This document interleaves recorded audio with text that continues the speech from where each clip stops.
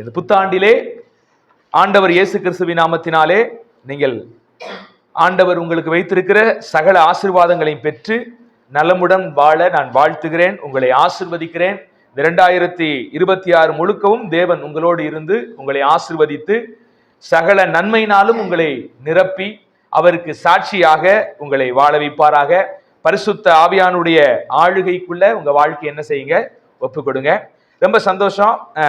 இந்த நாளிலே நான் இப்போ எல்லா சபைகளையும் ஏதாவது ஒரு வாக்கு தத்தத்தை, ஒரே ஒரு வாக்கு தத்தத்தை எடுத்து என்ன செய்வாங்க, அதை முக்கியத்துவப்படுத்தி ஒரு தவறான ஒரு உபதேசம், ஒரு கிறிஸ்தவத்துக்குள்ள ஒரு 40 வருஷம் இதுக்குள்ள வந்ததுதான் இந்த மாதத்துக்கு ஒரு வாக்கு தத்தம் கொடுத்து சந்தோஷப்பட்டுக் கொள்வது, வருடத்திற்கு ஒரு வாக்கு தத்தத்தை கொடுத்து சந்தோஷப்பட்டுக் கொள்வது ஒரு நிகழ்வு ஒரு 40 வருஷமா கிறிஸ்டியானிட்டியில இருக்குது.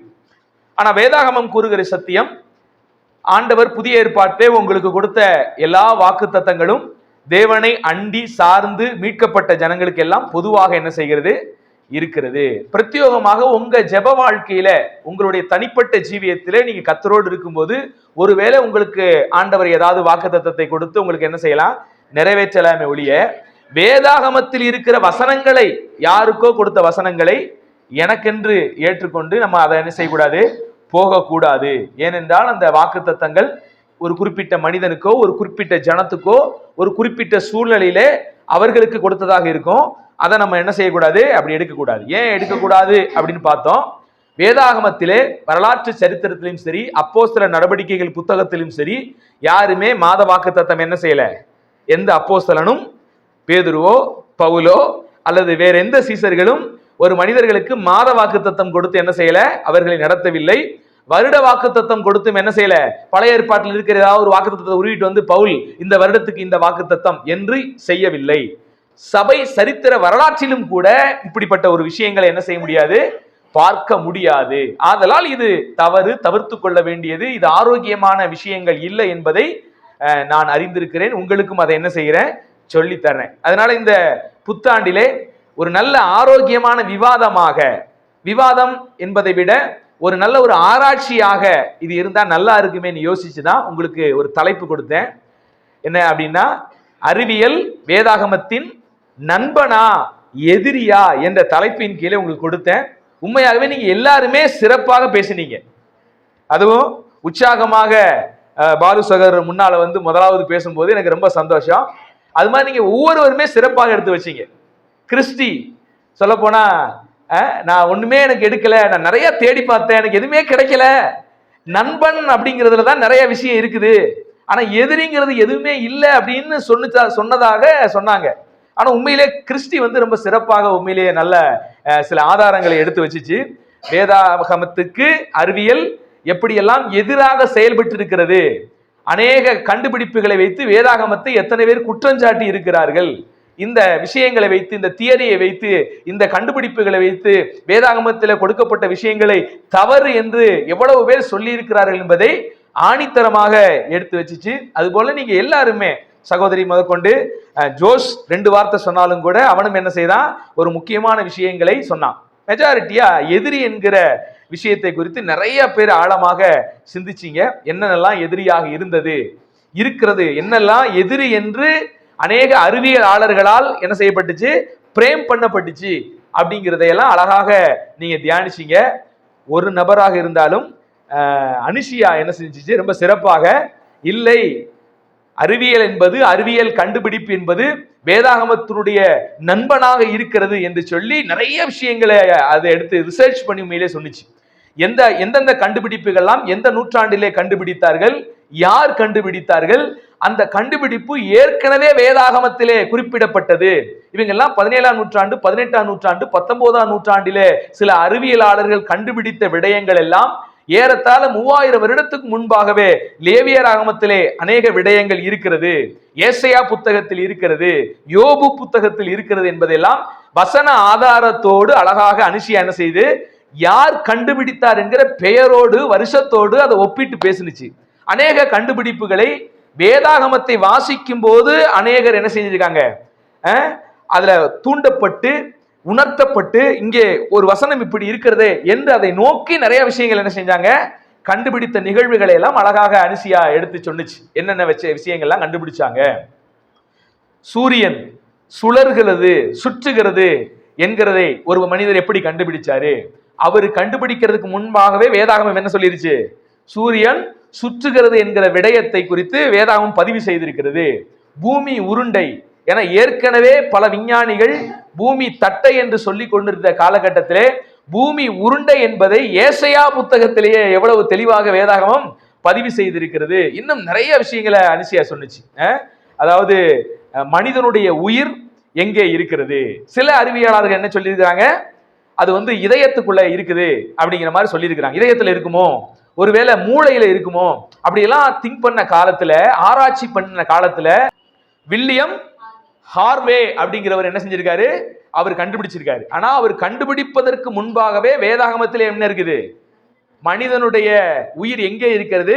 அது ரத்தத்திலே இருக்கிறது என்று வேதாகமத்திலே 3000 வருஷத்துக்கு முன்பாக அது பதிவு செய்யப்பட்ட ஒன்றாக என்ன செய்கிறது இருக்கிறது என்பதெல்லாம் அழகாக இன்னும் நிறைய விஷயங்களை எல்லாம் சொல்லி அனுசியா உண்மையாகவே சொன்னிச்சு. இப்ப நான் உங்களுக்கு என்ன சொல்ல போறேன்? எதிரியா நண்பனா? அது சிஸ்டர் ரொம்ப அழகா பேசினாங்க தான், ரொம்ப நேர்த்தியா. நிறைய அவங்களும் எதிரி என்கிற தலைப்பில அது கணவனும் மனைவி போட்டு எதிரிதாயா நாங்களே சொல்றோம் அப்படின்ட்டு சகோதரர் மேலோட்டமாக சில விஷயங்களை, அறிவியல் கண்டுபிடிப்பு எப்படி மனித குலத்துக்கு இன்னைக்கு எதிரியாக இருக்கிறது, கண்டுபிடிப்பு என்று கண்டுபிடிக்கிற விஷயங்கள் எல்லாம் எப்படி மனிதனை இன்றைக்கு அழித்து கொண்டிருக்கிறது என்று அழகாக மேலோட்டமான சில விஷயங்களை சகோதரர் பேசினாலும், அறிவியல் சார்ந்து கண்டுபிடிப்புகளை சகோதரர் என்ன செஞ்சாங்க? எதிரியே என்ற விஷயத்திலே அவர்களும் என்ன செய்தார்கள்? பேசினாங்க. நீங்க அத்தனை பேரும் பேசின விஷயங்கள் எல்லாம் சரிதான், அது எந்த விஷயத்திலும் மாற்று கருத்து இல்லை. ஆனா உண்மை என்பது ஒன்றாகத்தான் என்ன செய்ய முடியும்? இருக்க முடியும். தீர்ப்பு என்பதும் ஒன்றாகத்தான் நிச்சயமாக என்ன செய்ய வேண்டும்? இருக்க வேண்டும். இந்த தலைப்பின் கீழே என்பது என்னுடைய கருத்து. இப்ப அறிவியல் நிறைய விஷயங்கள் வேதாகமத்துக்கு எதிராக சொல்லப்பட்டது உண்மைதான். நீங்க அத்தனை பேரும் வேதாகமத்தினுடைய எதிரி அறிவியல் கண்டுபிடிப்பு என்று சொன்ன விஷயங்கள் எல்லாமே உண்மைதான். ஆனா ஒரு விஷயத்த இதுல நம்ம புரிஞ்சுக்கிறோம். என்னன்னு கேட்டீங்கன்னா, இதெல்லாம் அநேகர் வேதாகமத்தை சரியாக புரிந்து கொள்ளாதவர்களும் அல்லது அறிவியல் கண்டுபிடிப்புகளிலே ஆராய்ச்சியிலே இருக்கிறவர்கள் பூரணமாக ஒரு தீர்வை கண்டுபிடிக்காம பாதியிலேயே அவர்கள் ஒரு தியரியாக வைத்த விஷயங்கள் தான் இவைகள் எல்லாம் என்பதை நீங்க புரிஞ்சுக்கணும். எதிரி அப்படிங்கிற யாரெல்லாம் வச்சாங்கன்னு கேட்டீங்கன்னா, வேதாகமத்தை எதிர்த்தவர்கள் அல்லது கடவுள் பற்றி எதிர்த்தவர்கள் அல்லது இத எதிரியா பார்த்தே சில விஷயங்களை வேண்டும் என்று செய்யறாங்க பாத்தீங்களா, அவர்கள் வேதாகமத்தை எதிரியாக என்ன செய்தாங்க? அதாவது வேதாகமத்திலே சொல்லப்பட்டது தப்பு, சயின்ஸ் தான் உண்மை, சயின்ஸ் சொல்றதான் உண்மை அப்படின்னு நிறைய தியரிகளை வச்சாங்க. எதனால அப்படி வச்சாங்கன்னா, அவங்க பூரணமாக அதை கண்டுபிடிச்சு முடிக்கல, பாதியிலேயே தியரியாக என்ன செஞ்சாங்க? வச்சாங்க. உதாரணத்துக்கு நீங்க எல்லாம் தியானிச்சீங்க, இந்த உலகம் கடவுளால் உண்டாக்கப்பட்டதா அல்லது பெருவெடிப்பு கொள்கையால உண்டாக்கப்பட்டதா? இந்த பெருவெடிப்பு கொள்கைக்கு முன்னால மனுஷன் என்ன சொல்லிக்கிட்டு இருந்தான்? இதெல்லாம் தன்னால இயற்கையா என்ன செஞ்சிருச்சு? உண்டாயிருச்சு அப்படின்னு சொன்னான். இதெல்லாம் தன்னால அப்படியே ஏதோ ஒரு காலகட்டத்தில் உண்டாயிருச்சுங்க. அல்லது பூமி எப்படி உண்டானது அப்படின்னு ஆரம்ப காலகட்டத்தில் இந்த சயின்ஸ் சொன்ன ஒரு தரவு என்னன்னு பாத்தீங்கன்னா, சூரியனிடமிருந்து பிரிந்த ஒரு கல் சூரியன் இருந்து ஒரு பார்ட் அப்படி வெடிச்சிருச்சான். வெடிச்சு அப்படியே அந்த வெடிப்பு சக்தியினால் அப்படியே பறந்து அது பல வருடங்கள் குளிர்ந்து இறுகி அப்புறம் என்ன செஞ்சிச்சான்? அப்படியே பூமியா உருவாயிருச்சு. அப்புறம் கொஞ்ச நாள் கழிச்சு மனுஷன் எல்லாம் என்ன செஞ்சுட்டான்? தன்னால அப்படியே உருவாயிட்டான். முதலாவது உயிரி அமீபா, ஒரு செல் உயிரி, அதுக்கப்புறம் இரு செல் உயிரி, அப்புறம் இப்படியே சேர்ந்து பல உயிரிகள் என்ன பண்ணிருச்சு? நம்ம சயின்ஸ்ல தான் வாசிச்சிருப்போம். ஆமா, புத்தகத்துல எல்லாம் நம்ம வாசிக்கும் போது இதை தான் நமக்கு சொல்லி கொடுத்தாங்க. ஆனா இதெல்லாம் பாத்தீங்கன்னா ஓரளவுக்கு உண்மைக்கு பக்கமாக இருந்தாலும், ஆனா உண்மை எதுவென்றால் இறைவன் இதை என்ன செஞ்சாரு? படைத்தார். நான் எப்பயுமே சொல்லுவேன், வேதாகமம் நமக்கு தெளிவா சொல்லிருச்சு, கடவுளை ஒருவனும் ஒரு காலும் பார்த்ததில்லை. அப்ப காணக்கூடாத இறைவன் ஒரு விஷயத்தை பூமியிலே செய்யும் போது, மனிதன் அதை ரிசர்ச் பண்ணி கண்டுபிடிக்கும் போது, கடவுள் ஒரு விஷயத்தை செஞ்ச விஷயத்தை ஆராயிறான். இப்ப அறிவியல்னா என்னன்னு தெரியுமா? வேதாகமம் என்ன சொல்லுகிறது, அறிவியல் என்ன சொல்லுகிறது அப்படின்னு கேட்டீங்கன்னா, வேதாகமம் படைத்த இறைவனை பற்றி வெளிப்படுத்துகிறது. இந்த பரிசுத்த வேதாகமம் யாரை பற்றி வெளிப்படுத்துது? படைத்த தேவன் எப்படிப்பட்டவர், அவர் மனுக்குலத்தினிடத்தில் எப்படி அன்பு கூர்ந்தார், மனுக்குலம் எப்படி வாழ வேண்டும் என்கிற விஷயத்தை வேதாகமம் கற்றுக் கொடுக்கிறது. அறிவியல் என்ன கற்றுக் கொடுக்கிறது? அந்த படைத்த தேவன் என்னவெல்லாம் படைத்திருக்கிறார், எப்படியெல்லாம் படைத்திருக்கிறார். அப்ப இறைவனுடைய படைப்புகளை ஆராய்வதுதான் என்னதுன்னு கேட்டீங்கன்னா சயின்ஸ், அறிவியல் அப்படிங்கிறது. இப்ப நீங்க ஓரளவுக்கு புரிஞ்சிருப்பீங்க. இப்ப அறிவியல் கடவுளுக்கோ அல்லது வேதாகமத்துக்கோ நண்பனாக இருக்க முடியுமா, எதிரியாக இருக்க முடியுமா? ஏன்னா அறிவியல்னா என்ன? இறைவன் படைத்தவற்றை ஆராய்ந்து அறிவது என்று சொல்லும் பொழுது பைபிளுடைய நண்பனாக அறிவியல் இருக்க முடியுமா, எதிரியாக இருக்க முடியுமா? நல்லா கவனிங்க. விட சொல்றதுக்கு முன்னாடி உங்களுக்கு ஒரு கிளாரிட்டி கொடுத்துட்றேன். நீங்க எல்லாம் சொன்னீங்கல்ல எதிரி அப்படிங்கிற ஒரு டைட்டில்ல, அதுல சகோதரர் பேசின விஷயத்துல மட்டும் ஒரு சின்ன விஷயங்கள் இருக்கு. ஏன்னா அவர் சொன்ன விஷயம் என்னன்னா, ஒரு பக்க உண்மை. இன்னைக்கு நிறைய கண்டுபிடிப்புகள் மனித குலத்துக்கு ஆசீர்வாதமாக இருந்தாலும் சில கண்டுபிடிப்புகள் மனித குலத்துக்கு எதிரியாக என்ன செய்யுது இருக்கிறது. ஏன் இப்ப கூட கொரோனா காலத்துல ஒரு ஊசி கண்டுபிடிச்சான், இதை போட்டா கொரோனா என்ன பண்ணிடும், சரியாயிரும். ஆனா இப்ப அதே ஊசியால நிறைய பேருக்கு ஹார்ட் அட்டாக் வருதுன்னு ரிசர்ச் பண்ணி என்ன பண்றாங்க சொல்றாங்க. அதே ஊசியை போட்ட நபர்களுக்கு பாத்தீங்கன்னா எலும்பு சம்பந்தப்பட்ட வியாதிகள் வருகிறது. எலும்புகள் ஜாயிண்டில் இருக்கிற அந்த ரத்த ஓட்டம் சீராக போகாம இந்த கொரோனா ஊசியினால அந்த எலும்புகள் பாதிக்கப்படுது, தேய்மானம் அதிகமாக ஏற்படுகிறது என்பதை இப்ப சொல்றாங்க. அப்ப சகோதரர் சொல்லுகிற விஷயம் பாத்தீங்கன்னா சில கண்டுபிடிப்புகள், அறிவியல் கண்டுபிடிப்புகள் மனித குலத்துக்கு அது ஆபத்தாகத்தான் என்ன செய்யுது இருக்குது. செல்போனை கண்டுபிடிக்கிறோம், அதில் இருக்கிற கதிர்வீச்சுகள் மூலியமாக நம்முடைய உடல் உறுப்புகள் என்ன செய்யுது, பாதிக்கப்படுது. நம்ம கண்கள் பாதிக்கப்படுது, கிட்னி பாதிக்கப்படுதுன்னு சொல்றாங்க. புதுசா உணவுப் பொருட்களை, அதுவும் அறிவியல் சார்ந்துதான், அதுக்குன்னு நிறைய பேர் இருக்கிறாங்க. அந்த உணவுப் பொருட்கள் கூட மனிதனுக்கு என்ன செய்யுது, கெடுதலை உண்டாக்குகிறது. அறிவியல் சார்ந்து இன்னைக்கு அன்றாட மனித குலம் யூஸ் பண்ற எல்லா பொருட்களிலும் மனித குலத்துக்கு ஆபத்தை விளைவிக்கிற அநேக விஷயங்கள் இருப்பது என்பது உண்மைதான். ஆனா நாம இன்னைக்கு தியானிக்கிற ஒரு முக்கியமான விஷயம் என்ன, பைபிளிலே சொல்லப்பட்ட ஒரு விஷயங்களுக்கு எதிரடையாக சயின்ஸ் எதிரியாக இருக்கிறதா, அல்லது பைபிளிலே சொல்லப்பட்ட ஒரு விஷயத்துக்கு சயின்ஸ் நண்பனாக இருக்கிறதா அப்படிங்கிறத குறித்து தியானிக்கும் போது உங்களிலே பலர் அதை அற்புதமாக என்ன செஞ்சீங்க, தியானிச்சீங்க. ஆனா நல்லா கவனிங்க, இந்த எதிரி அப்படின்னு சொன்னீங்க பாத்தீங்களா, எல்லா டீமும் நீங்க சொன்ன காரியங்கள்லாம் உண்மைதான். ஆனா ஒண்ணு புரிஞ்சுக்கணும், பைபிளுக்கு சயின்ஸ் எதிரியாக அப்படி போர்ட்டல் பண்ணப்பட்டுச்சு. உண்மையிலேயே சயின்ஸ் பைபிளுக்கு எதிரி கிடையாது. ஏன்னா அனுசியா அழகா எடுத்து வச்ச விஷயத்துல நீங்க பார்க்க முடியும். நீங்க சொன்ன எல்லா விஷயத்திலையும் இறுதியாக அவர்கள் கண்டுபிடித்த விஷயங்கள் பைபிளுக்கு அப்படியே ஒத்துப்போகிற விஷயங்கள் தான் கண்டுபிடித்திருக்கிறாங்க. எல்லா விடயங்களும் பைபிளுக்கு நெருக்கமாகத்தான் எல்லாரும் கண்டுபிடிச்சிருக்கிறாங்க, எதிரியாக கண்டுபிடிக்கப்படல. ஆனா என்ன ஒரு விஷயம்னா, எதிரியாக முந்தின நாட்களிலே போர்ட்டல் பண்ணப்பட்டது. இன்ன வரைக்கும் மனிதன் குரங்கிலிருந்து வந்தான் பைபிளுக்கு எதிரி. ஏன்னா பைபிள் என்ன சொல்லுது, கடவுள் தான் மனிதனை உண்டாக்கினாரு. மனிதன் என்கிற ஒரு படைப்பு கடவுளால் உண்டாக்கப்பட்டதுன்னு பைபிள் சொல்லுது. ஆனா சயின்ஸ் என்ன சொல்லுது, கடவுள் உண்டாக்கலங்க, குரங்கிலிருந்து பரிணாம வளர்ச்சி அடைஞ்சு என்ன செஞ்சான், மனுஷன் உண்டாயிட்டான் அப்படி சொல்லுது. பாத்தீங்களா, இது இன்ன வரைக்குமே தியரியாகத்தான் இருக்கிறதே ஒழிய நிரூபிக்கப்பட்ட ஒரு உண்மையாக என்ன செய்யல இல்லை என்பதை புரிந்து கொள்ளுங்க. நீங்க போய் நல்லா சர்ச் பண்ணி பாருங்க.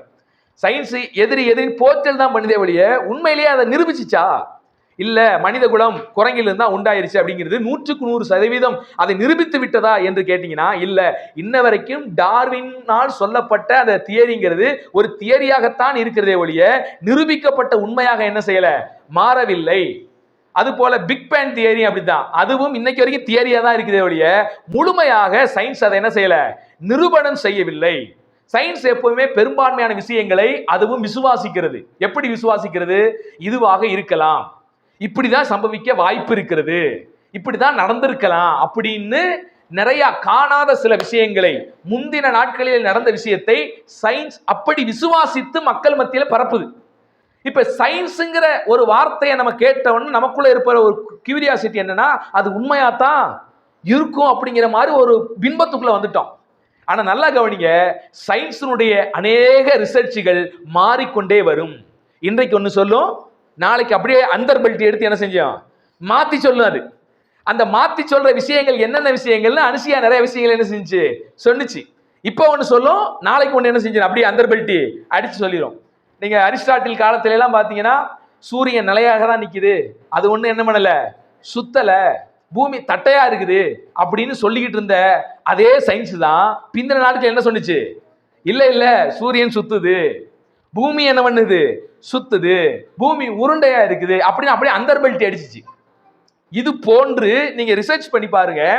அறிவியல் முந்தின நாட்களிலே எந்தெந்த கூற்றில் இருந்து இதுதான் அப்படின்னு சொல்லி ஜகா வாங்கி பின்னோக்கி வந்து அது அப்படி இல்லை, இது இப்பதான் இப்படித்தான், இப்ப நாங்க முழுமையா அதை ரிசர்ச் பண்ணிட்டோம் அப்படின்னு சொல்லப்பட்ட அநேக விஷயங்கள் என்ன செய்யுது இருக்கிறது. அப்ப அறிவியல் வந்து ஒரு நிலையானது அல்ல. அது இன்னும் கொஞ்சம் கண்டுபிடிச்சு போகும்போது இன்னும் உண்மைக்கு நேரம் போய்கிட்டே தான் இருக்குது ஒழிய அது ஃபர்ஸ்ட் சொல்ற விஷயம் பூரணமான உண்மை என்று ஒரு விஷயத்தை என்ன செய்ய முடியாது, சொல்லவே முடியாது. எனக்கு தெரிஞ்சு ரத்தத்தை எது உற்பத்தி பண்ணுது அப்படின்னு ரிசர்ச் பண்ணாங்க. ரத்தத்தை உடலில் இருக்கிற எந்த பொருள் உற்பத்தி செய்கிறதுன்னு ஆரம்ப காலத்துல ரிசர்ச் பண்ணி என்ன முடிவுக்கு வந்தாங்கன்னா, இதயம் தான் ரத்தத்தை உற்பத்தி பண்ணுகிறது அப்படின்னு முடிவுக்கு வந்தாங்க.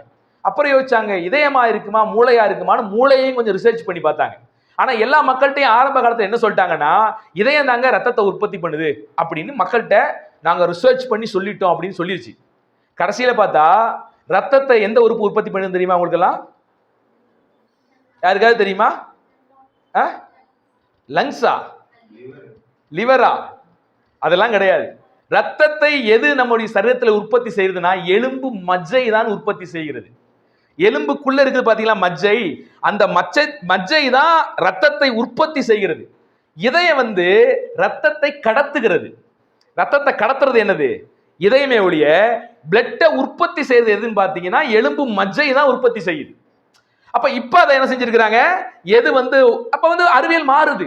அன்னைக்கு ஒண்ணு சொல்லுது, இன்னைக்கு ஒண்ணு என்ன செய்யுது சொல்லுது. அன்னைக்கு அப்ப சொன்னது என்னது, அது என்ன வாயப்ப ஏன் சொன்னப்ப அதை அன்னைக்கு அவங்க கண்டுபிடிக்கும் போது அதுதான் வந்துருச்சு.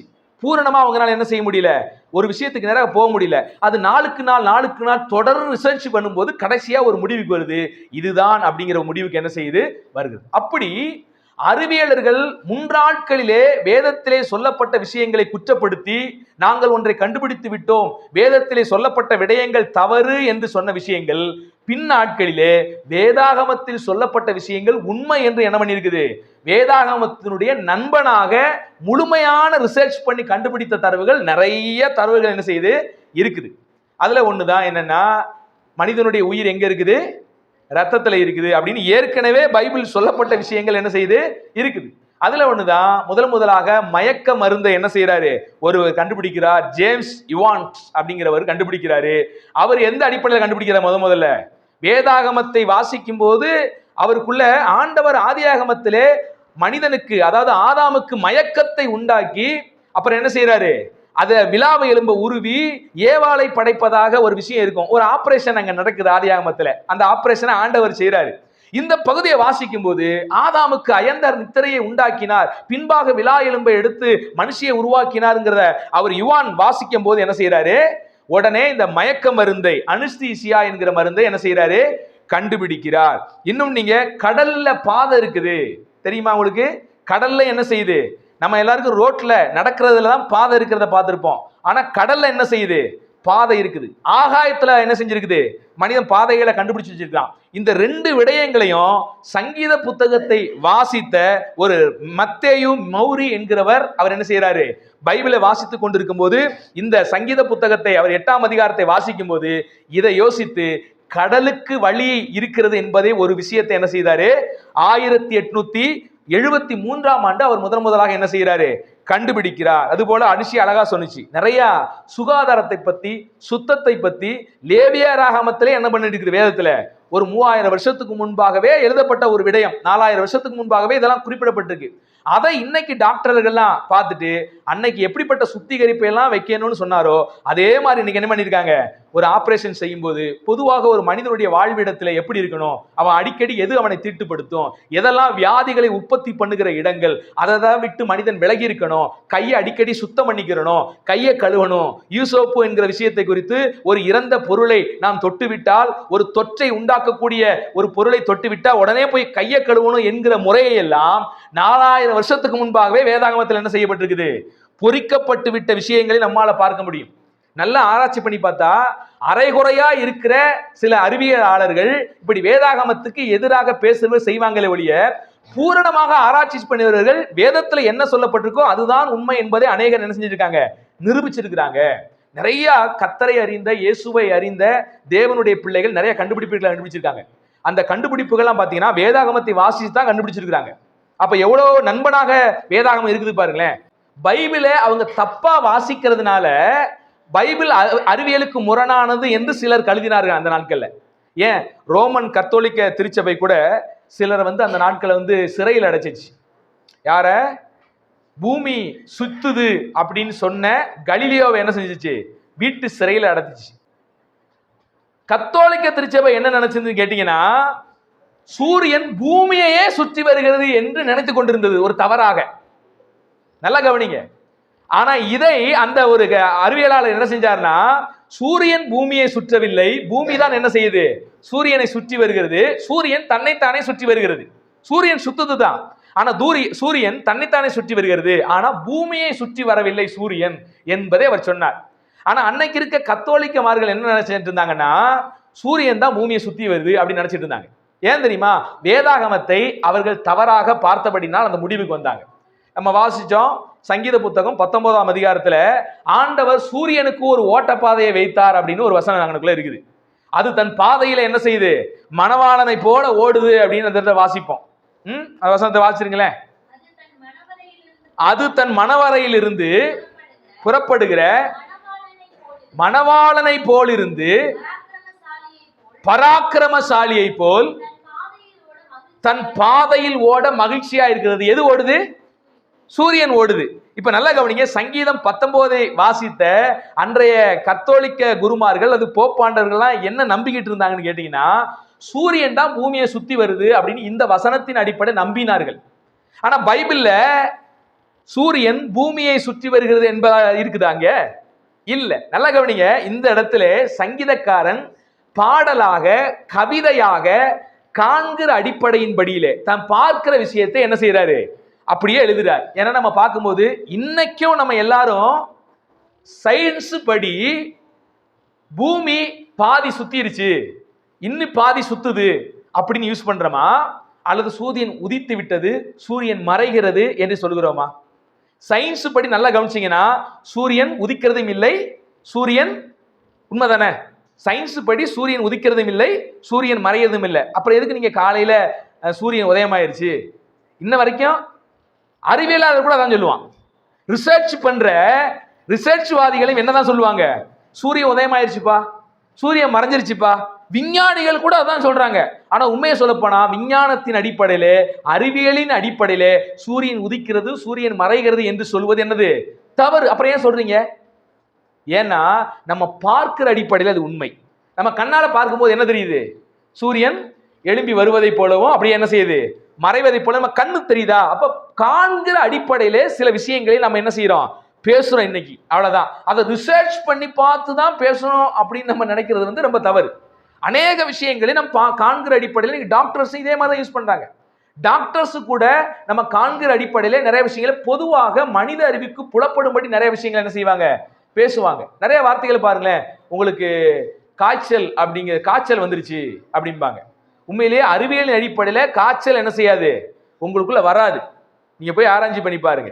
காய்ச்சல்ங்கிறது ஒரு நோய் அடிப்படையில வராது. காய்ச்சல் உங்களுக்குள்ள வந்துருச்சுன்னு யாரும் என்ன செய்ய மாட்டாங்க, சொல்ல மாட்டாங்க. உங்க உடம்பு ஹீட் ஆகுது, அவ்வளவுதான். உங்க உடம்புக்குள்ள அது எங்கிருந்தோ காய்ச்சல் உள்ள நுழைஞ்சிருச்சு, அல்லது காய்ச்சல் என்பது நோய் அப்படிங்கிறதா என்ன செய்யல கிடையாது. அதெல்லாம் மனித தன்மையிலே நாம் பேசுகிற விஷயங்கள். அதே போல் சங்கீத புத்தகத்திலே காண்கிற அடிப்படையிலே கவிதை நடையில என்ன செய்யறாரு? சூரியன் அப்படியே எழும்பி வந்து மறையுது, அது ஓட்டப்பாதையில ஓடுது அப்படின்னு எழுதியிருக்கு. ஏன்னா அது பாடல். எப்பவுமே கவிதை நடை அப்படிங்கும் போது நம்ம என்ன செய்வோம்? இதுதான் பேசுவோம். அங்க போய் சங்கீதக்காரன் ரிசர்ச் பண்ணி ஒண்ணு அந்த வசனத்தை எழுதல, ஆராய்ச்சி பண்ணி பூமி ஓடுதா, சூரியன் ஓடுதா அப்படிங்கிறதெல்லாம் ரிசர்ச் பண்ணி என்ன செய்யல, எழுதல. அவரு காண்கிற அடிப்படையில், யதார்த்தத்தின் அடிப்படையில ஒரு சத்தியத்தை புரிய வைக்க அங்க எழுதுறாரு ஒழிய, பைபிள் என்னைக்குமே சயின்ஸ் புத்தகம் கிடையாது. பைபிள் என்னைக்குமே என்ன இல்லை, என்ன புத்தகம் இல்லை? ரிசர்ச் பண்ணி எழுதப்பட்ட புத்தகம்லாம் கிடையாது. இது கடவுளை பற்றி சொல்லப்பட்ட புத்தகம். கடவுள் மனித குல வாழ்க்கையில என்ன எப்படி இடைபடுகிறார், அவனுக்கு என்ன ஆசீர்வாதங்களை வைத்திருக்கிறார் என்பதை குறித்து சொல்லுகிற புத்தகம் தானே ஒழிய எல்லா வசனங்களும் ரிசர்ச் பண்ணி எழுதப்பட்ட வசனங்கள் இல்ல. அது யதார்த்த பாணியிலே மனிதனுடைய நடைமுறை வாழ்க்கையிலே ஊடுருவி அவனுக்கு ஒன்றை கற்றுக் கொடுக்கக்கூடியதான் பைபிளை ஒழிய நிறைய பேர் இந்த பைபிளுக்கு எதிரியா காட்டுறவங்க பூரா பாருங்களேன் இந்த அறிவில்லாமையே பைபிள் அணுகுவது. பைபிள் ஒன்றும் ரிசர்ச் புத்தகம் இல்ல. பைபிள் அறிவியல்கள் நிறைய இருக்கிறது. அநேக வசனங்களை பார்த்து அன்றைக்கு அந்த மனிதர்களுக்கு கொடுக்கப்பட்ட விஷயங்களை பார்த்து அநேக கண்டுபிடிப்புகளை கண்டுபிடித்தார்கள் என்பது உண்மைதான். பைபிள் இருக்கிற எந்த வசனமும் அறிவியலுக்கு முரண்பாட வசனங்கள் இல்லை என்பது உண்மைதான். ஆனா முழுக்க முழுக்க வேதாகமத்தை என்ன செய்யக்கூடாது, அறிவியல் புத்தகமாக பார்த்து ரிசர்ச் பண்ணி ஏதோ எழுதப்பட்ட புத்தகமாக என்ன செய்யக்கூடாது, சொல்லக்கூடாது. இப்ப ஆதியாகமம் 1ஆம் அதிகாரத்துல வாங்களேன். ஆதியாகமம் 1ஆம் அதிகாரத்துல ஆண்டவர் முதலாம் நாள் என்னதை படைச்சாரு, அதை படைச்சாரு, இதை படைச்சாரு, எல்லா வசனமும் இருக்குமா?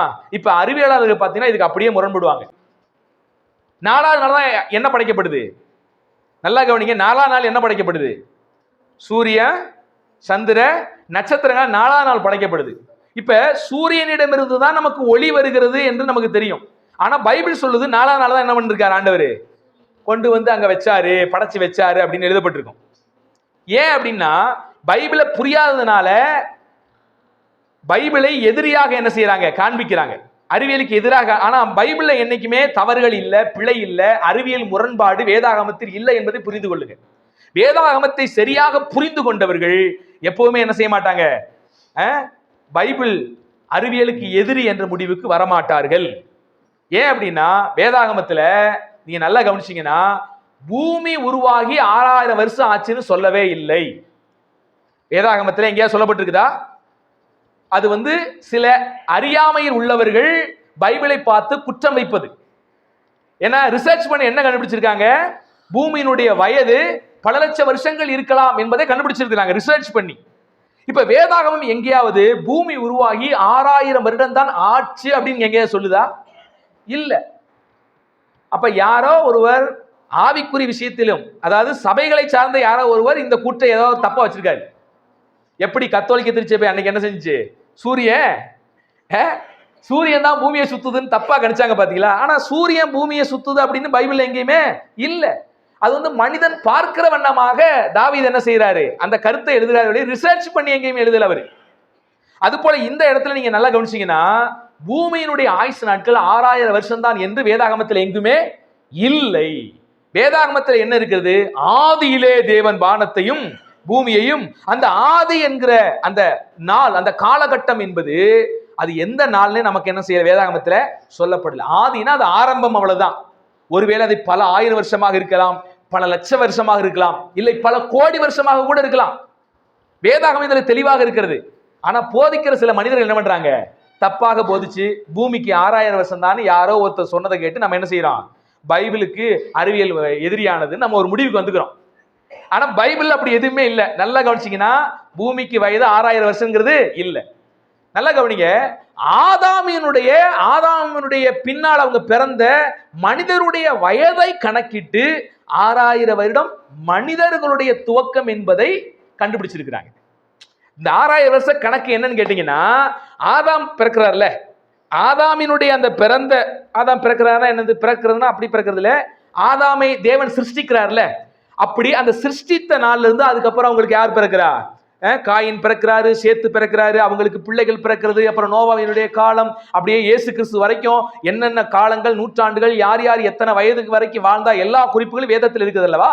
இதை ஆராய்ந்து ஒரு 6000 வருடம் இருக்கும் அப்படின்னு மனித குலம் தோன்றின வரலாறை சில அதாவது பைபிளை சார்ந்த ஆராய்ச்சியாளர்கள் என்ன செய்யறாங்க, ஒரு 6000 வருஷம் இருக்கலாம் என்று சொல்லுகிறார்கள். இதுலயும் நல்லா கவனிங்க, பைபிள் நேரடியாக ஆதாமிலிருந்து இப்ப வரைக்கும் 6000 வருஷம் சொல்லல. இதை ஆராய்ச்சி செய்யறவங்க ஆதாமிலிருந்து இப்போ வரைக்கும் ஒரு 6000 வருஷம் இருக்கும்னு என்ன செய்யறாங்க, இவர்கள் சில நுணுக்கங்களை கண்டுபிடித்து என்ன செய்யறாங்க, சொல்றாங்க. ஒருவேளை இது முழுக்க உண்மையாகவும் இருக்கலாம், தவறாகவும் என்ன செய்யலாம் இருக்கலாம். ஏன்னா பைபிள்ல நேரடியாக மனித குலம் தோன்றி இப்ப வரைக்கும் 6000 வருஷம் ஆச்சுன்னு சொல்லவே இல்லை. அது போல உலகம் தோன்றி 6000 வருஷம் ஆச்சுன்னு சொல்லவே இல்லை. ஏன்னா உலகம் தோன்றி எப்படி சொல்லுது, ஆதியிலே தேவன் வானத்தையும் பூமியையும் சிருஷ்டித்தார் என்று. அப்ப நல்லா கவனி. அப்ப அந்த வேதாகமத்தை கீழே வாசிக்கும் போது சாயங்காலம் விடியற்காலம் ஆகி முதலாம் நாள் ஆயிற்று என்று வாசிக்கிறோமே, அது எப்படி? இப்ப சாயங்காலமும் விடியற்காலம் எப்ப அங்க ஆகும்? எப்படிங்க ஆகும்? சாயங்காலம் விடியற்காலம் எப்படி ஆகும்? சூரியன் இருந்தா தான் சாயங்காலமும் விடியற்காலமும் ஆகும். ஆனா நீங்க வேதத்துல நல்லா வாசிங்களேன், முதலாம் நாள், இரண்டாம் நாள், மூன்றாம் நாள் இருக்கிற வரைக்கும் சூரியனே பூமி கிட்ட வரல. சூரியனை ஆண்டவர் படைச்சு வச்சார் அப்படிங்கிற வசனமே இல்லை. அப்ப சூரியன், சந்திரன், நட்சத்திரங்கள் எல்லாம் 4வது நாள் தான் கடவுள் படைச்சார் அப்படிங்கிற போகும்போது எப்படி அதற்கு முன்பாக சாயங்காலம் விடியற்காலம் ஆனதுன்னு வைப்பாங்க? அப்ப நல்லா கவனிக்கணும். அப்ப இங்க இருந்து என்ன புரியுது? ஆண்டவர் சூரியன் இல்லாமையே ஒரு வெளிச்சத்தை கொண்டு வந்து அந்த சாயங்காலம் விடியற்காலம் என்கிற வார்த்தையை பயன்படுத்தினார். அப்ப வேற ஒரு காலகட்டத்தை இது குறிக்கிறது என்பதை புரிஞ்சுக்கணும். அவ்வளவு அப்படிதான் புரிஞ்சுக்கணும். இது சூரியன் இருந்து வந்த வெளிச்சத்தின் மூலியமாக பூமி சுழற்சி மூலியமாக ஏற்படுகிற சாயங்காலம் விடியற்காலம் இல்லை என்பதை நீங்க புரிஞ்சுக்கணும். நான் உங்களுக்கு ஒரு உண்மை சொல்றேன். இது சயின்ஸ் தான் சொல்லுது. என்னைக்குமே சயின்ஸ் தவறாக வைக்கிற, வேதாகமத்தின் எதிரி என்று சொல்லி வைக்கிற விஷயத்தை சயின்ஸை வச்சே நம்ம அடிக்க முடியும். ஏன்னா உண்மை ஒன்னா தான் இருக்க முடியும். சயின்ஸ் சரியா புரிஞ்சுக்கிறாம சில விஷயங்கள் தப்பாக என்ன செய்யறோம் சொல்லும். ஆனா அதுக்கப்புறம் ஆராய்ஞ்சு சரிதான் அப்படின்னு சொல்லும். இப்ப நான் உங்களுக்கு ஒண்ணு சொல்லி தரேனே, நல்லா கவனிங்க. நம்ம சூரிய குடும்பம்னு சொல்றோம்ல, சூரிய குடும்பத்துல எத்தனை கோள்கள் இருக்கிறது? எத்தனை கோள்கள் இருக்கிறது சொல்லுங்க பாப்போம். 9 கோள்கள் இருக்குது. சரிங்களா? 9 கோள்ல ஒரு வருஷத்துக்கு பூமியில எத்தனை நாள்? ஒரு வருஷத்துக்கு பூமியில எத்தனை நாள்? 365 நாட்கள். ஒரு நாளைக்கு எத்தனை மணி நேரம்? 24 மணி நேரம். ஒரு நாள் 24 மணி நேரம் என்ன கணக்கு? சூரியனை பூமி என்ன செய்யுது? தன்னைத்தானே சுற்றி கொண்டு என்ன செய்யுது? சூரியனையும் சுற்றுது. இப்ப சூரியனை ஒரு முறை சுற்றி முடிக்க எத்தனை நாள் ஆகுது பூமிக்கு? என்ன முடிக்கிறீங்க? 360 நாள் ஆகுது. நல்லா கவனிங்க. சூரியனை பூமி முழுவதுமாக சுத்தி முடிக்க 365 நாள் என்ன செய்து ஆகுது.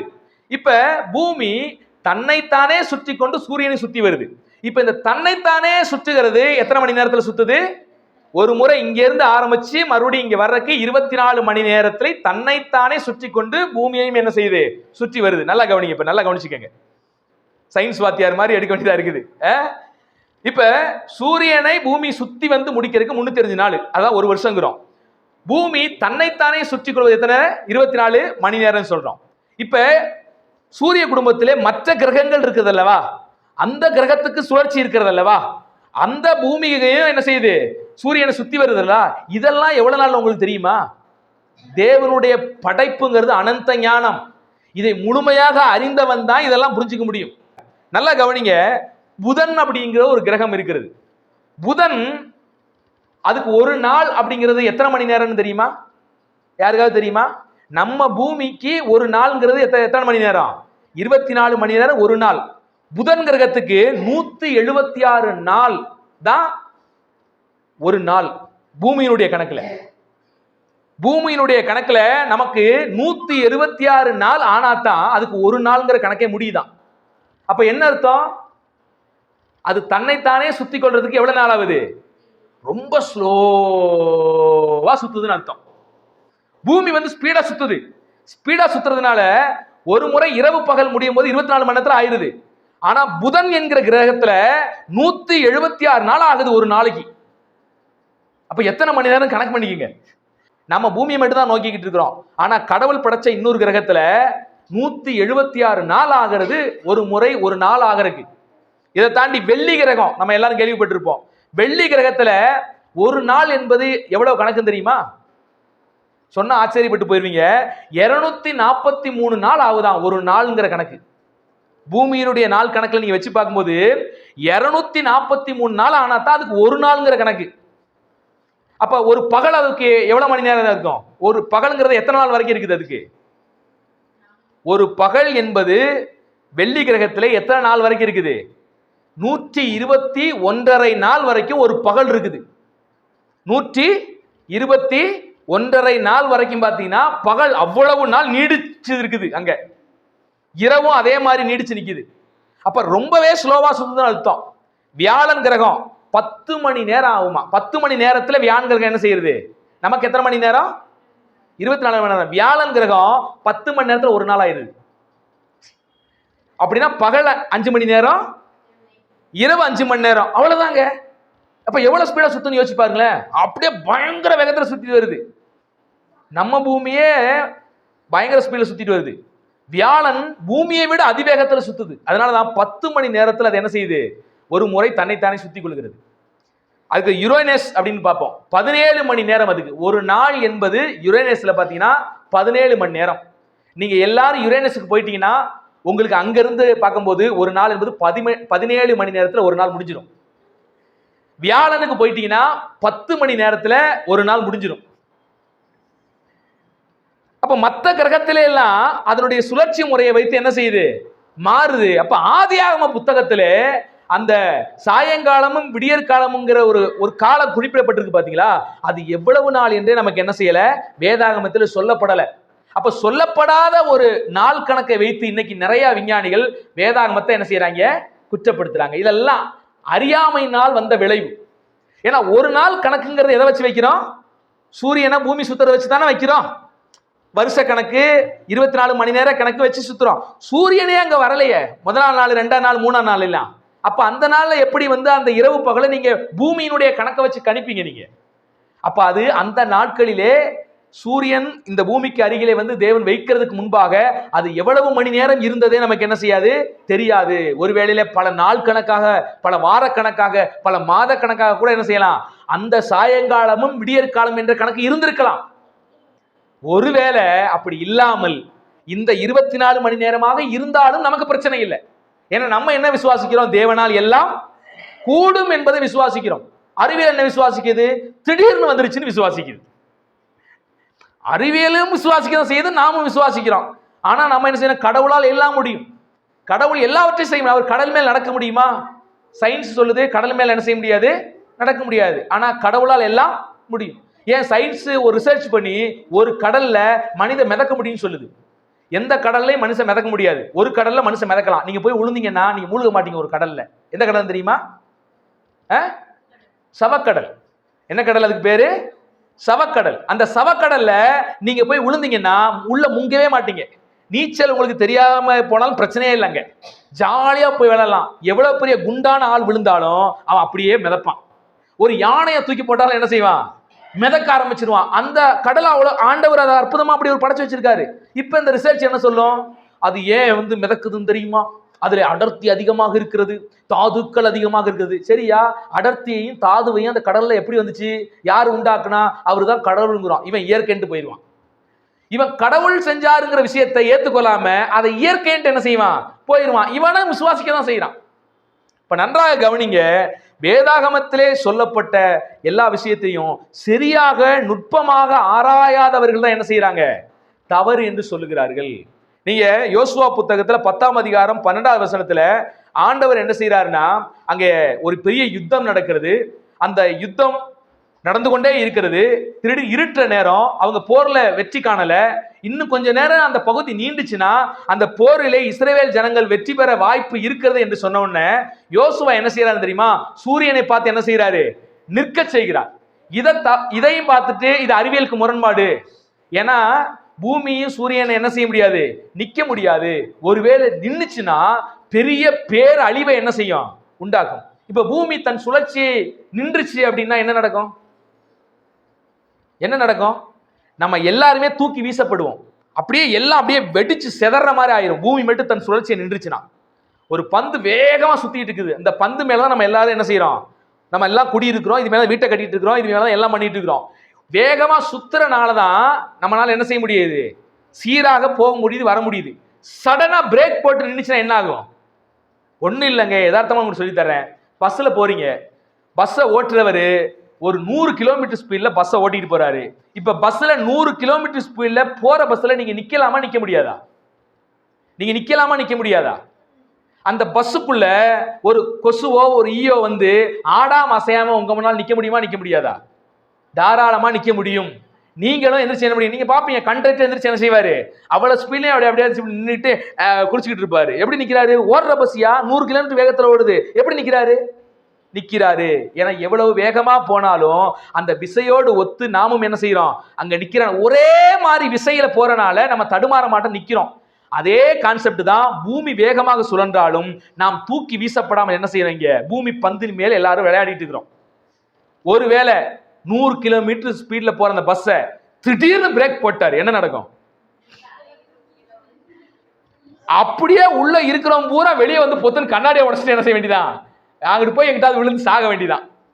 இப்ப பூமி இவ்வளவு வேகமாக சுத்தி கொண்டிருக்கிற பூமி திடீர் என்று சடன் பிரேக் போட்டவன் நின்னுச்சுன்னா நம்ம எல்லாரும் என்ன செய்யப்பட்டிருப்போம், தூக்கி வீசப்பட்டிருப்போம். இப்ப யோசுவா காலத்துல திடீர்னு அந்த பகல் நீண்டு கொண்டே போனதுன்னு ஒரு வசனம் இருக்குல்ல, இவங்க என்ன நினைச்சிட்டாங்கன்னா பூமி சுழற்சியை நின்று கொண்டதுன்னு அதை நினைச்சிட்டு நம்பிட்டு பைபிளை குற்றப்படுத்துறான்.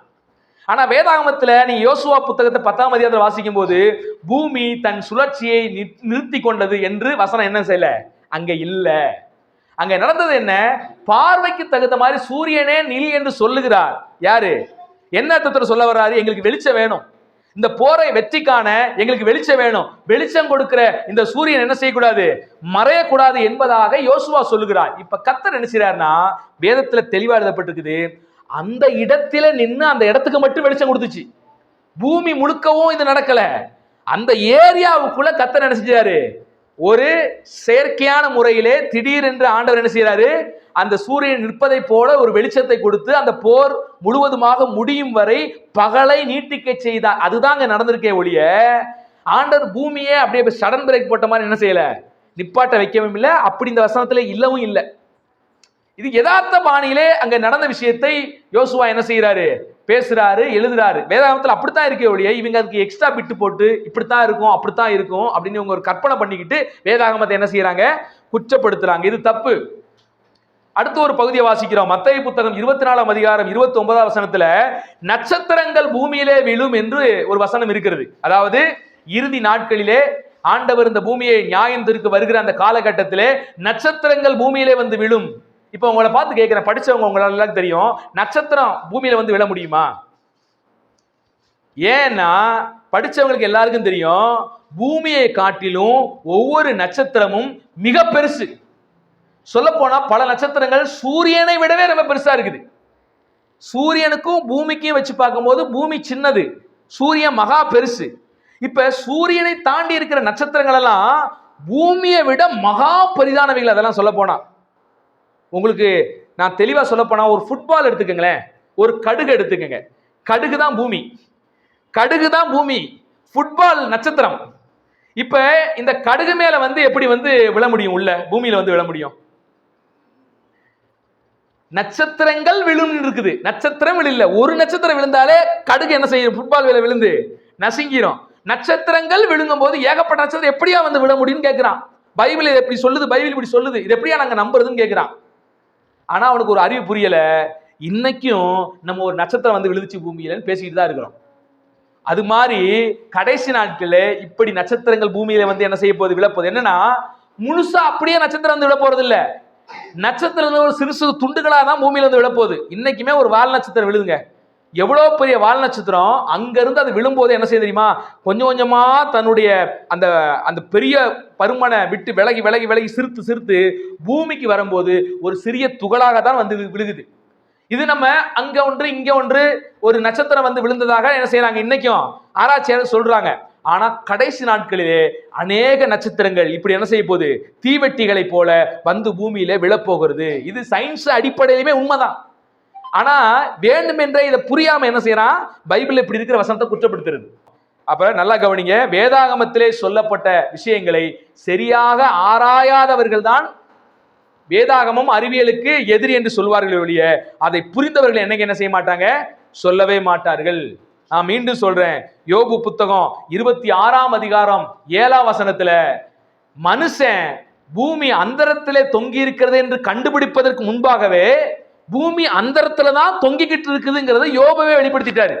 யோபு வாழ்ந்த காலம் எப்போ தெரியுமா, ஆபிரகாமினுடைய காலங்கிறான். ஆபிரகாமினுடைய சமகாலத்தில் வாழ்ந்தவர் தான் யாரு, யோபு. அப்ப இன்னைக்கு இருந்து ஆபிரகாம் காலத்தை கணக்கிட்டோம்னா எவ்வளவு வருஷம் ஆச்சு, ஏறத்தாழ 4500 வருஷம் ஆச்சு. இப்ப இருந்து ஆபிரகாம் காலத்தை நீ கணக்கிட்டீங்கன்னா 4500 வருஷத்துக்கு முன்னாலேயே பூமி அந்தரங்கத்திலே தொங்கிக் கொண்டிருக்கிறது என்று தெளிவாக யோபு 26:7 சொல்லுது. ஆனா இன்னைக்கு ரிசர்ச் பண்ணி என்ன செய்யறான், 17ஆம் நூற்றாண்டு 18ஆம் நூற்றாண்டுல தான் பூமி அந்தரத்திலே தொங்கி கொண்டிருக்குன்னு கண்டுபிடிக்கிறான். ஆனா வேதாகமம் என்ன செய்யுது, 4500 வருஷத்துக்கு முன்பாகவே பூமி அந்தரங்கத்திலே தொங்கி கொண்டிருக்கிறது தெளிவா வசனம் இருக்குது. பூமி உருண்டை என்று ஏசாயா 40ஆம் அதிகாரம் 22ஆம் வசனத்துல பூமி உருண்டைதான், பூமி உருண்டையின் மேல் கர்த்தர் வீற்றிருக்கிறார். இது ஒருவேளை மொழிபெயர்ப்பு அப்படி பெயர்ப்புமா, ஒருவேளை கிரேக்கத்தில் உள்ள நீங்க ஒரிஜினல் விஷயத்தை எடுத்து பார்த்தா கூட பூமியின் கோள வடிவத்தில் கர்த்தர் வீற்றிருக்கிறார் என்றுதான் இருக்குது. வட்டம் அல்லது கோளம், அதாவது எபிரேய மொழியில இந்த உருண்டை என்பதற்கும் வட்டம் என்பதற்கும் ஒரே அர்த்தத்தை தான் பேசுறாங்க. இதை எடுத்துக்கிட்டு தான் ஆர்குமெண்ட் பண்ணுவான். வட்டமா இருக்கா, என்ன வட்டமா இருக்கு, வட்டமா இருக்குன்னா தட்டுன்னா சொல்லுது பைபிள். வட்டத்துக்கும் தட்டுக்கு வித்தியாசம் இல்லையா? ஒரு உருண்டை பந்தை நீங்க செவுத்துல வரையும் போது எப்படி வரைவீங்க, வட்டம் தான் போடுவீங்க. அப்ப அந்த இடத்துல கிரேக்க மொழியிலிருந்து நீங்க எடுத்துட்டு வரும்போது அங்க வட்டம் இருக்கும் கோளம் இருக்கும் ஒரே சொல்லதான் அங்க இருக்குது. அப்ப வேதாகமம் தெளிவாக சொல்லுகிறது, பூமி எப்படி இருக்குது, உருண்டையாகத்தான் இருக்குது. அந்த பூமி உருண்டையின் மேல் தேவன் வீற்றிருக்கிறார் என்பதை வேதாகமம் ஏற்கனவே தெளிவா சொல்லிருச்சு. 2500 வருஷத்துக்கு முன்பாகவே அழகாக என்ன செய்யுது, வேதாகமம் தெளிவுபடுத்தி இருக்கிறது. இப்ப நல்லா கவனிங்க, இவைகள் எல்லாம் பார்க்கும்போது, இவ்வளவு விஷயங்களை நம்ம ஆராய்ச்சி பார்க்கும்போது நிச்சயமாக உண்மையான தரவு என்னன்னு கேட்டீங்கன்னா, அறிவியல் என்பது வேதாகமத்தினுடைய நண்பன் தான்.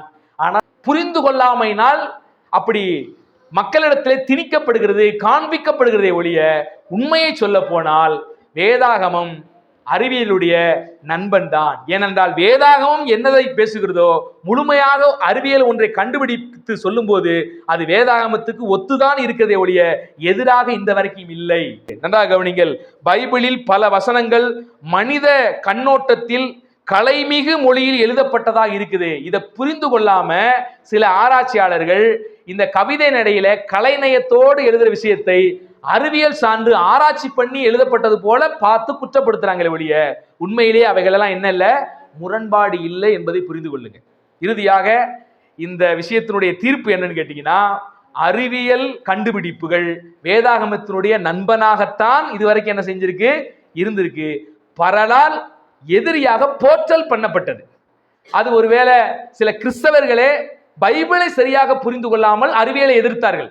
நான் ஏற்கனவே சொன்னபடி ரோமன் கத்தோலிக்க என்ன செய்தது, இந்த பூமி உருண்டையா தட்டையா, அல்லது சூரியன் பூமியை சுத்துதா அல்லது பூமியை சூரியனை சுத்துதா அப்படிங்கிற கோட்பாட்டை வச்சு இவர்கள் புரியாம, பைபிள் சரியா தான் பேசுது, ஆனா அன்னைக்கு இருந்த கத்தோலிக்கமார்கள் புரியாம அறிவியலுக்கு எதிராக பேசி அதை கண்டுபிடித்த நபர்கள் என்ன செஞ்சாங்க, தண்டிச்சாங்க. அதான் அவர்களுடைய அறியாமை. அதுபோல அறிவியலாளர்களும் சிலர் அறியாமையில இருந்து கொண்டு வேதாகமத்தை குற்றப்படுத்தினார்கள் என்பதுதான் உண்மையை ஒழிய பூரணமான உண்மை தகவல் என்னன்னா, வேதாகமம் அறிவியலின் நண்பனாகத்தான் என்ன செய்து இருக்கிறது. என்னைக்குமே முழுமையான கண்டுபிடிப்பை வச்சு பார்க்கும்போது அறிவியல் என்பது வேதாகமத்துக்கு ஒத்து போய் தான் அநேக விஷயங்களை பேசி இருக்கிறது. தீர்ப்பு இதுதான், நண்பர்கள் தான் என்பதுதான் என்ன செய்யுது உண்மையான தீர்ப்பு, எதிரிகள் இல்லை என்பதுதான் தீர்ப்பு. ஒன்னே ஒன்று என்ன, சில கண்டுபிடிப்புகள்ல நாம எடுத்துக்கொண்ட தலைப்புல இதுதான் தீர்ப்பு, சரிங்களா? அதை தாண்டி இன்னைக்கு கண்டுபிடிப்புகள் மனிதனுக்கு நன்மை பயக்குதா கெட்டது கண்டுபிடிக்குதாங்கிறது வேற டைட்டில். அந்த டைட்டில் குறித்து பாலுபரர் கொஞ்சம் பேசினாரு, அது வேற. நிறைய கண்டுபிடிப்புகள் மனிதனுக்கு என்ன செய்யுது, சில தீங்குகளை உருவாக்குறது உண்மை. ஆனா நாம இன்னைக்கு தியானிச்ச விஷயங்கள் என்னன்னா, வேதாகமத்திலே சொல்லப்பட்ட சில சத்தியங்கள் அறிவியலுக்கு முரண்படுகிறதா அப்படிங்கிறத நம்ம பார்த்தோம். கர்த்தர் உங்களை ஆஸ்வதிப்பாராக. நிறைய விஷயங்களை சிரமம் எடுத்து நீங்க ரிசர்ச் பண்ணி கண்டுபிடிச்சு வந்து பேசுனீங்க. மேலும் மேலும் நீங்க வளரணும். இப்ப உங்களுக்கு ஒரு புரிதல் உண்டாயிருச்சா? இப்படி எல்லாம் உங்களுக்கு உண்டாகும் போது நீங்க எடுத்து ரிசர்ச் பண்ணி பாக்குறீங்க. எவனாவது ஒருத்தன் வெளியே இருந்து உங்களை குழப்பனான இனி குழம்புவீங்களா? பைபிள் அது முரண்பாடுங்க இது முரண்பாடுங்க, அறிவியல் இதுதாங்க சொல்லுது, அறிவியல் தான் நம்பணும், அறிவியல் ரிசர்ச் பண்ணது, பைபிள் வந்து பழங்கால புத்தகம், அங்க கதை எழுதி வச்சுட்டான், கப்சா அடிச்சு விட்டுட்டான் அப்படின்னு எவன் சொன்னாலும் நீங்களே இப்ப எடுத்து ஆராய்ச்சி பண்ணி பார்க்கும்போது எவனாலும் உங்களால் என்ன செய்ய முடியாது, ஏமாற்ற முடியாது. யார் ஏமாத்தப்பட்டு போறாங்க தெரியுமா? இந்த அறியாமையில் இருக்கிற ஜனங்கள். வேதத்தையும் அவன் சரியா ஆராய மாட்டான், சயின்ஸையும் சரியா ஆராய மாட்டான். எவனாவது ஒருத்தன் சொல்றதை கேட்டுட்டு பிடிச்சவன் இந்த யூடியூப்ல வந்து எவனா செய்தி போடுவான், எந்த ரிசர்ச் இல்லாம குற்றப்படுத்துறவன் இடையில இருப்பான். உண்மை தரவுகள் ஒன்று இருக்கும், அதற்கு எதிராக எவனாவது வந்து எதிரியா இருக்கிறவன் பேசுவோம் பாத்தீங்களா, அந்த தரவுகளை கொண்டு வந்து என்ன செய்யறது. இப்ப இதெல்லாம் நடக்குது. இப்ப காந்தியடிகள் நம்ம நாட்டுக்கு சுதந்திரத்தை வாங்கி தந்த போராடினார் அப்படின்றதுதான் உண்மை. இப்ப காந்திக்கு விரோதமா இருக்கிற கோட்சேவை சார்ந்தவன் ஒரு புத்தகத்தை எழுதுறான். காந்தி என்பவர் பிறக்கவே இல்லை, எங்க அப்பா தான் சுதந்திரத்துக்காக போராடினாரு, ஆனா காந்தின்னு ஒரு பேரை போட்டு கிரேடை அவங்களுக்கு மாத்தி விட்டாங்க அப்படின்னு இப்ப என்ன செய்யலாம், கோட்ஸே ஒரு புத்தகத்தை எழுதலாம். கோட்ஸே எழுதுனா எதிரியா தான் எழுதுவான். எப்பவுமே காந்தியத்துக்கு ஆதரவா எழுதுவானா? எழுத மாட்டான், அப்படிதானே? அப்ப எதிரிகள் எழுதின தவறான தரவுகளை பிடிச்சு கொண்டு வந்து இன்னைக்கு என்ன செய்யறாங்க தெரியுமா, பைபிளை குற்றப்படுத்துகிற ஒரு விஷயங்கள் இன்னைக்கு நடந்து கொண்டு இருக்கிறது. இதையும் நான் உங்களுக்கு சொல்லிடுறேன். நிறைய பேர் இந்த பைபிள் இருக்கிற குற்றம் முரண்பாடு எல்லாம் கொண்டு வரான் பாத்தீங்களா, இதெல்லாம் என்ன தெரியுமா, பைபிளுக்கு எதிரியானவர்கள் எழுதின புத்தகம். பர்னபா சுவிசேஷம் என்கிற சுவிசேஷ புத்தகம் இருக்குதான். அந்த புத்தகத்துல இயேசு பிறக்கவே இல்லை, அவர் உயிர்த்தவே இல்லை, இயேசு என்பது ஒரு கற்பனை கதாபாத்திரத்தை போல எழுதியிருக்குதான். இதை எடுத்துட்டு வந்துட்டு நிறைய இஸ்லாமிய என்ன செய்ய தெரியுமா, பாருங்க நாங்க காட்டுறோம் புத்தகத்தை, தரவு இருக்குது, எங்களுக்கு வந்து எவிடன்ஸ் இருக்குதுன்னு காமிப்பான். ஆனா நல்லா அந்த புத்தகத்தை எடுத்து வாசி பாத்தீங்கன்னா, அதனுடைய காலகட்டத்தை எடுத்து வாசி பாத்தீங்கன்னா 11ஆம் நூற்றாண்டில் எழுதப்பட்ட புத்தகம். இயேசுநாதர் வாழ்ந்து 1ஆம் நூற்றாண்டு, 11ஆம் நூற்றாண்டுல பர்னபா சுவிசேஷம் ஒரு சுவிசேஷம் இருக்குது. இது எப்படி நம்புறது? பைபிள்ல ஒரு பர்னபாஸ் இருக்கிறாரு தான், பர்னபா இருக்கிறாரு தான், ஆனா அந்த பர்னபா இவர் இல்லை. அது மாதிரி யோனோக்கு புத்தகம் ஒரு புத்தகம்லாம் இருக்குது. இது எல்லாம் ஏன் தள்ளுபடி பண்ணாங்கன்னா, இதெல்லாம் சமகாலத்திலே எழுதப்பட்டது இல்லை. எவனோ ஒருத்தன் பிந்தின நாட்கள்ல வேதாகமத்துக்கு எதிரியானவன் எழுதினது, சுவிசேஷத்துக்கு எதிரியானவன் எழுதினது, சத்தியத்துக்கு எதிரியானவன் எழுதினது. இப்படி எதிரியாக எழுதப்பட்டதை தரவுகள் என்று எடுத்துக்கொண்டு இன்னைக்கு பலர் வேதாகமத்தை என்ன செய்யறாங்க, குற்றப்படுத்தி கொண்டிருக்கிறார்கள். இப்படி எல்லாம் இருக்கிறவங்க கிட்ட நீங்க தப்பணும்னா நீங்க இது மாதிரி ஆராய்ச்சி பண்ணி பார்க்கணும். இப்படி ஆராய்ச்சி பண்ணி நீங்களே எல்லாவற்றையும் கண்டுட்டீங்கன்னா எவன் வந்து உங்களை என்ன செய்ய முடியாது, ஏமாற்றவே முடியாது. அதனால எந்த ஒரு விஷயத்தையும் யூடியூப்ல வர்ற விஷயங்களை உடனடியாக பார்த்து என்ன பண்ணிடாதீங்க, அப்படின்னு நம்பிடாதீங்க. அதை போய் நீங்க கொஞ்சம் ரிசர்ச் பண்ணி பாருங்க, அவன் சொல்றது உண்மையா அப்படிங்கிறத என்ன செய்யுங்க பாருங்க. அது வந்து உண்மை தரவுகள் அடிப்படையில் இருக்குதா அல்லது புரளியாக அன்னைக்கு கிளப்பப்பட்டுச்சா, புரளியாக கிளப்புறத வந்து உண்மைன்னு இப்ப பேசிக்கிட்டு இருக்கானா, அல்லது அந்த புத்தகத்தை யார் எழுதுனா, எந்த நூற்றாண்டில் எழுதினாங்க, அதை ரிசர்ச் பண்ணவங்க அதை அங்கீகரிச்சாங்களா அந்த புத்தகத்தை, இதையெல்லாம் நீங்க பார்க்கும்போது தான் எது உண்மை எது பொய் என்பது உங்களுக்கு என்ன செய்யும் தெரியும். அதனால் இதுல அதிகமாக பிரயாசப்பட்டு தியானிச்சு அவங்க ஒவ்வொருவரையும் கர்த்தர் என்ன செய்வார், ஆஸ்வதிப்பாராக. இன்னும் இந்த புதிய ஆண்டிலே வேதாகமத்தை அதிகமாக ஆராயுங்கள். கர்த்தர் உங்களை நிச்சயமாக ஆசீர்வதித்து உங்க வாழ்க்கையில பெரிய காரியங்களை செய்வாராக. God bless you. நம்ம எல்லாரும் ஜெபிக்கலாம் இப்ப.